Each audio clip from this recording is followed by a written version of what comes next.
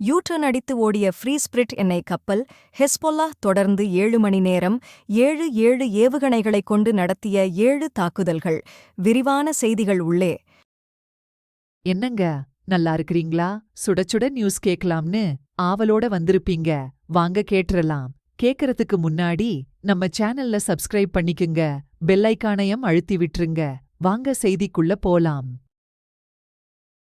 Hezbollah இஸ்ரேலை தொடர்ந்து தாக்கியது. ஈரானில் தயாரிக்கப்பட்ட அதிக சேதங்களை விளைவிக்கக்கூடிய ஆயுதங்களைக் கொண்டு இந்த தாக்குதலை நடத்தியிருக்கிறது.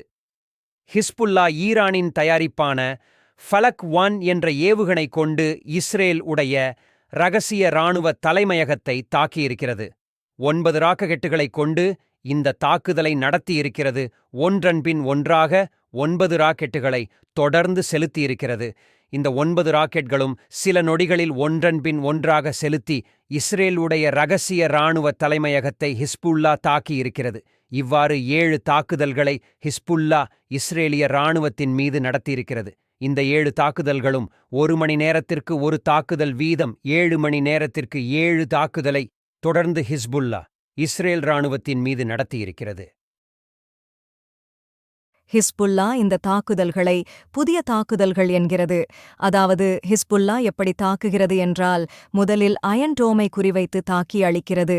பின் அயன் டோமை தாக்கி அழித்த பின் புதிதாக ஏவுகணைகளை அனுப்பி மீண்டும் அந்த இடத்தை தாக்குகிறது. ஏனென்றால் முதலில் ஏவிய ஏவுகணைகளை அயன் டோம் தடுத்துவிட்டால் பின்னடுத்த ஏவுகணைகளும் வீணாகிவிடும். எனவே முதலில் அயன் டோமை குறிவைத்து தாக்கி அதை தகர்த்துவிட்டு அதன் பிறகு ஏவுகணைகளை ஏவுகிறது. அதனால் அது அயன் டோமை தாக்கிய பிறகு நடந்த புதிய தாக்குதல்கள் என்று ஹெஸ்பொல்லா சொல்கிறது.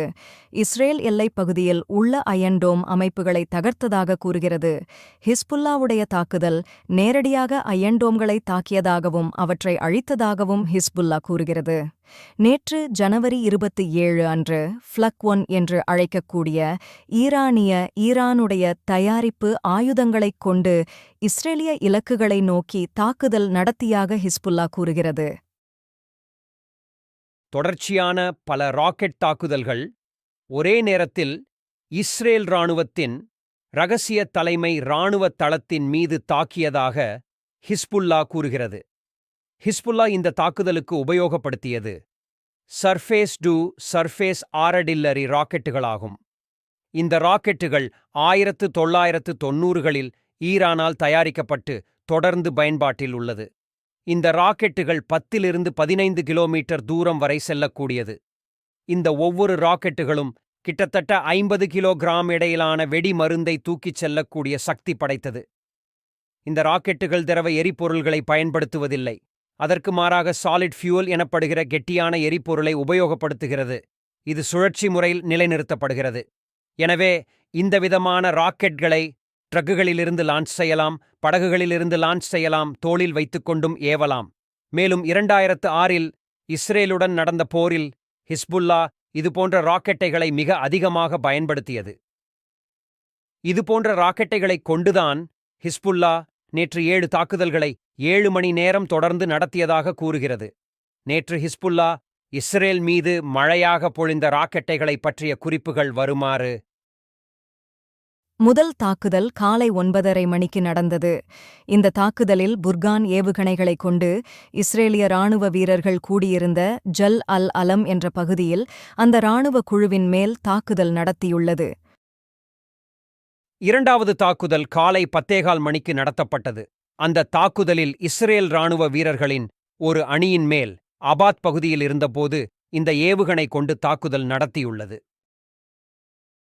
மூன்றாவது ஏவுகணை தாக்குதல்கள் காலை 11:05 மணிக்கு டோவிவ் இராணுவ பாசறைக்கு அருகில் உள்ள பகுதியில் உள்ள இஸ்ரேலிய வீரர்களின் மேல் இந்த தாக்கல்களை நடத்தியுள்ளது.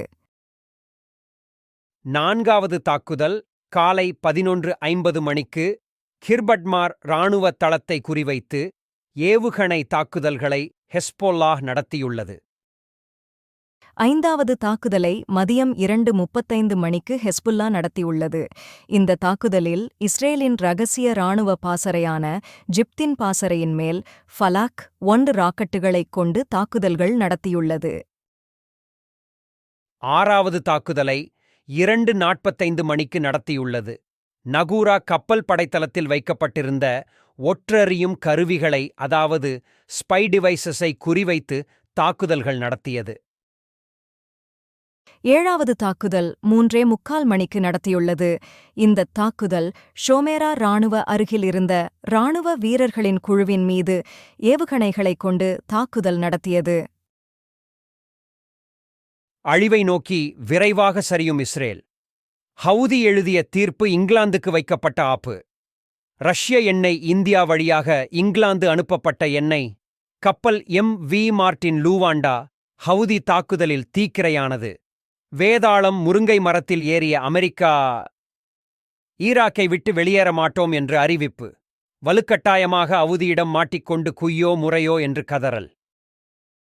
யூ-டர்ன் அடித்து ஓடிய ஃப்ரீ ஸ்பிரிட் எண்ணெய் கப்பல். மார்ட்டின் லூவண்டா கப்பலை தொடர்ந்து வந்த ஃப்ரீ ஸ்ட்ரீட் என்ற மற்றொரு எல்லைக்குள் பிரிட்டிஷ் லுவாண்டா கப்பல் எறிவதைக் கண்டு உடனே யூ-டர்ன் அங்கிருந்து தப்பி ஓடியது.